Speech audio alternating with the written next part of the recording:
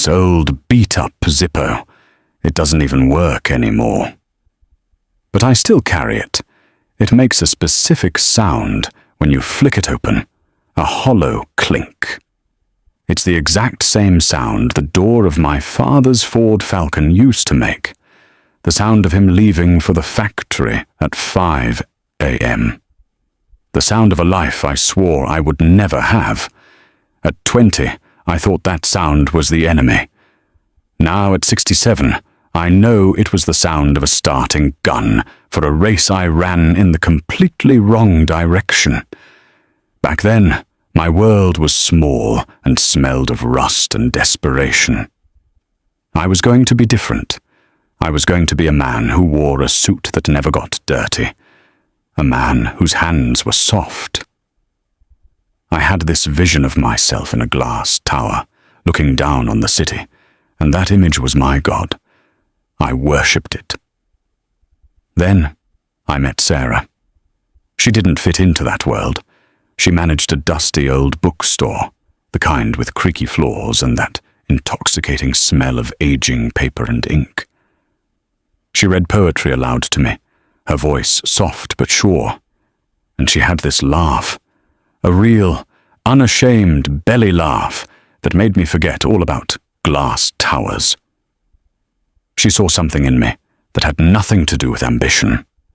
She saw the boy who could spend hours sanding down a piece of reclaimed wood until it was smooth as silk. She found an old, forgotten violin I'd fiddled with as a kid, and she made me play it again. The screeching was awful at first, but she'd just close her eyes and smile. "I can hear the music underneath the noise, Jack," she'd say. That was her. She heard the music underneath all my noise.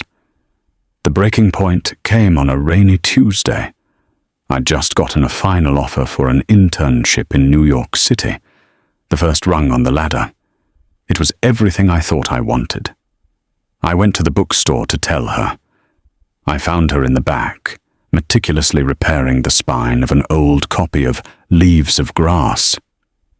She looked up, her hands covered in glue, and she just knew. I didn't have to say a word. I laid out my grand plan, the promotions, the corner office, the life of importance. And she just listened, her gaze never leaving my face.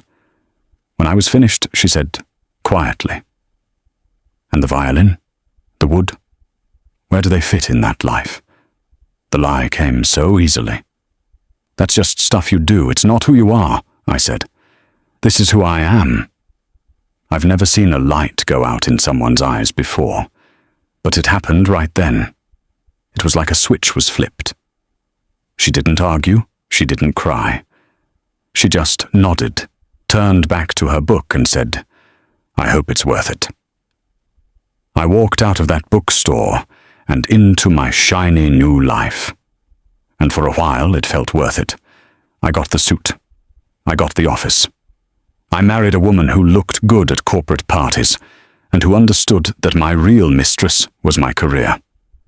We had kids who I saw mostly on weekends.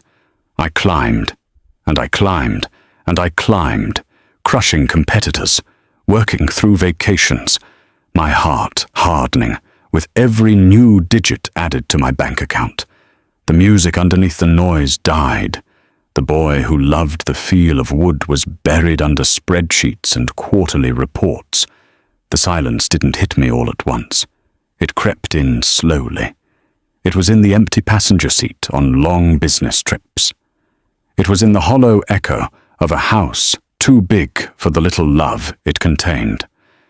It was in the realization, around 50, that I had 1,000 contacts in my phone, but not a single person I could call in the middle of the night. I found out through a mutual friend, years ago, that Sarah had moved to Oregon.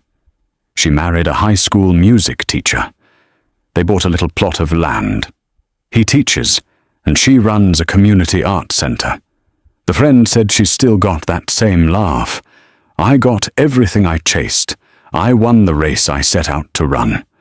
But I stand here now, in a house paid for, by a life I regret, holding this useless lighter that reminds me of a man who worked himself to the bone for a family he loved. My father, who I was so desperate not to become. He was a richer man than I will ever be. So I'm telling you this, from the far side of a life spent chasing the wind, that thing that feels like a distraction, that passion you're told is impractical, that person who hears the music underneath your noise. That's not the detour. That is the road. It's the only road that leads anywhere worth going.